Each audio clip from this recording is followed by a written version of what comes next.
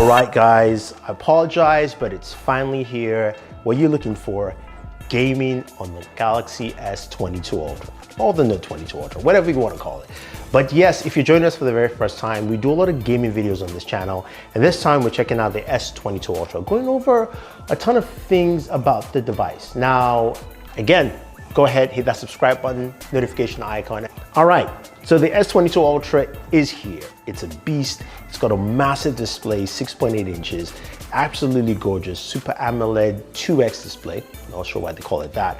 But I like the fact that, look, this display is super responsive, 120 Hertz refresh rate, very fast, very responsive, and it's something that you can play at, of course, the highest resolution at 120 Hertz. So I'm doing that in this gameplay video and in terms of the full performance. Now, this is powered by the Snapdragon 8 Gen 1, the version in the US. Now, if you're in the UK and certain parts of the world, you will be getting the Exynos 2200, which I don't have yet, but trust me, guys, once I get it in, I will be doing a gaming comparison between the two, see performance. But some of you are going, okay, what about benchmarks? Again, I don't care about benchmarks, but here you go. Here's your here's your compute benchmark scores. OpenCL score, 5,873. You can see how it compares to Exynos from last year. It is actually slightly behind. Then if you go into CPU scores, you can see it's 1,216 single core, multi-core 3,429. Better than Exynos last year, better than Exynos again for multi-core last year. So for benchmark, guys, that is what you get. But look, I'm here to talk about gaming and gaming performance, and we're going to be checking out a ton of games here. So you can see the games we'll be playing throughout this whole session. And honestly, I have to say that the gaming experience was really fluid and smooth. I liked what I got from the gaming experience altogether. But I will say this, and I'm gonna put it out there right now, temperatures ran a little higher than expected, which actually brings me to, of course, the speaking case I was talking about. This is the Cryo Armor case. Now, why I like this case and why it actually played a lot with the temperatures, which we'll be talking about, is the fact that this has a mixture of silicon and graphite, so it allows to just help cool the device a little better. But it's not just that. You can see the design here at the back. You can see those blue colors. Now, they've got vents to allow heat dissipation much better, so your device doesn't run warm, especially if you have a case, because we all have cases on our devices. But I like the fact that it actually ran just a little bit cooler to allow me to enjoy my gameplay sessions a little bit better. This is an awesome case. Retails for $21.99. Definitely check out. And also, this is also something that is very needed because those temperatures went up to 106 degrees. Now, that might not be too bad because some other devices have run definitely warmer, and it is cooler from last year, but it was something that I noticed. Now, this didn't happen with every single game, and I'll mention the games that actually ran those temperatures too. So the very first game is Call of Duty Mobile, and we, of course, played it a couple of times. I use Gamebench Pro to measure the benchmarks. And as you can see, I've got 3 gaming sessions here, all 60 FPS in terms of frame rates. Go back to the next one, you can see, and you can see. Now, in terms of RAM usage, we use about 1,034 megabits of RAM, and GPU is about 37. Frame rates was 59 frames per second in this situation at 89% of the time. But for the rest, it was 60 FPS for 100% of the time. So it ran Call of Duty Mobile very well. Now, let's go over to another game somebody asked for. This is actually called Critical Ops. Now, I do like this game. It's actually fun to play. And in terms of the benchmarks, it actually did pretty well. It did about 60 frames per second, steady, no issues whatsoever. Although it's not here on this tool, you can see it here on screen that it ran those benchmarks very, very well. This is an awesome game to play. Honestly, thanks for actually the heads up on that game. Now, you guys, of course, want to see PUBG Mobile. Now, somebody asked me to play PUBG Mobile with a GFX tool. I just didn't have enough time, guys. But PUBG Mobile, I did put in a ton of hours and a lot of sessions into the gameplay, and playing Smooth Extreme a couple of times here. We started off with 58 frames per second, and then it kind of just improved and got better. We got 60 FPS as well. We got another 60 FPS session here, and you can see the RAM usage 442, GPU 28. It's not really GPU intensive. You can see the RAM usage is still very similar across the board. Now, the one thing I did notice at Smooth Extreme is that the FPS stayed at 60 frames per second, 100%, and your battery usage was about 26% per hour. And we'll get to the battery in a second here. Now, also playing an Ultra HD Ultra, 40 frames per second as you would expect. RAM usage is also similar, and GPU usage was much higher because of course it's more graphically intensive at this point.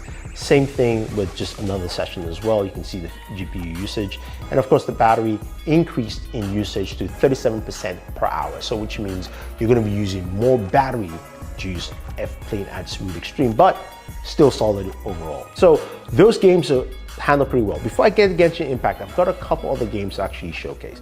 So we've got Lost Light. Now, Lost Light was a fun game, and it actually played really well. You can see it also had a higher GPU use at 57 frames per second. So you can see the graphics of this game. It looks pretty nice. You can see it's a little more graphically intensive. CPU not so much. RAM is much higher at 1,203 megabits usage of RAM, and 60 frames per second. It used that for about 96% of the time. So that was actually pretty good. Battery consumption was actually not decent at 24% per hour. So Lost Light, a fun game to actually check out right there. So let's get to the big hitters in terms of performance and performance usage. So there is Black Desert Mobile. Now, this game here, I couldn't get the GPU or RAM usage of it, but I was running about 43 frames per second at the maximum resolution for it, and I played for 22 minutes and 4 seconds basically. And the game is intense. There's a lot of particles on screen. It does a lot of stuff, so you can see the kind of performance you get from it. But I will say this though, that yes, even though it ran pretty well, I wanted to get to a stable frame rate, you know, of about hopefully 60, but it stayed at 45, and it was kind of locked between that 43 and 45 there. In terms of frame rate, set at 43 for 92%, and the battery usage is about 24% for the hour or so of use. So that is actually Black Desert, a fun game to play, and one that uses a lot of course, juice from the device, if you will. Now, Genshin Impact. Genshin was very, very interesting. So I couldn't actually record it off the device, so I connected to my PC and I ran Genshin Impact. Now, you know how Genshin is. Using it at, of course, max settings, this game can be very, very intensive to play.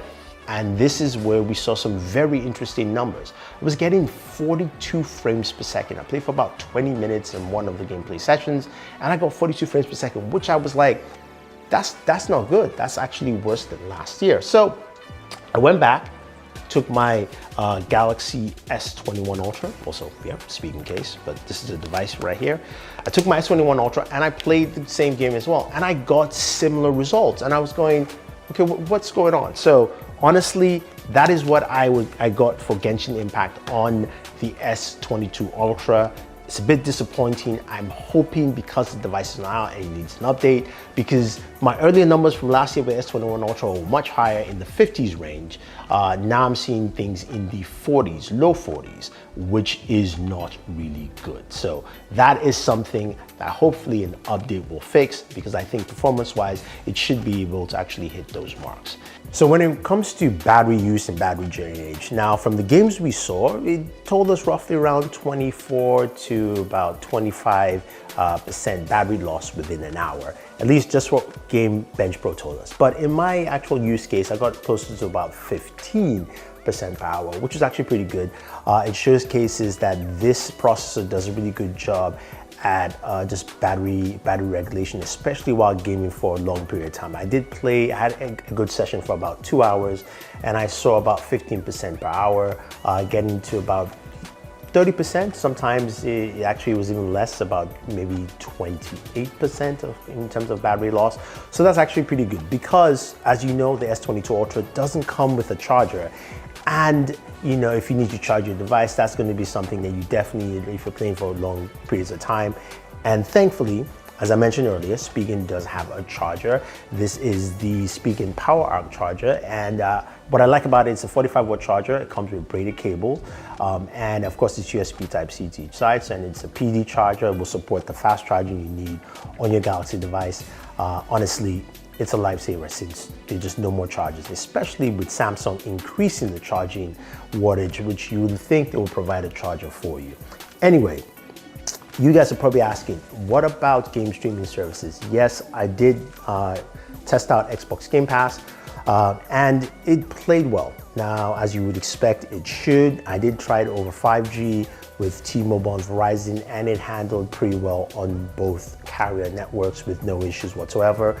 Locked to 60 frames per second, so that's actually pretty consistent. I also used the GameStar X2 USB-C, which is a USB-C controller. Love that, works pretty well for it too.